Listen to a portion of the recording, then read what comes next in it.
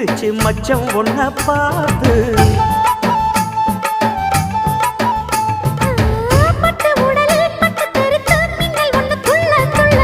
வெக்கம் துடிக்க விளக்கணைக்க ஜன்னல் கண்ணை மூடிக்கொள்ள 10 நாள் கழிச்சு தாண்டி கதவை திறக்கணும்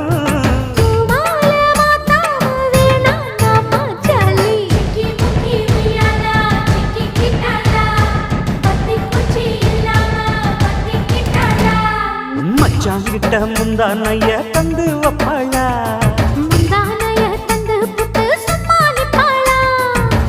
பல நாள் பசி இருக்கு விருந்து வப்பாளா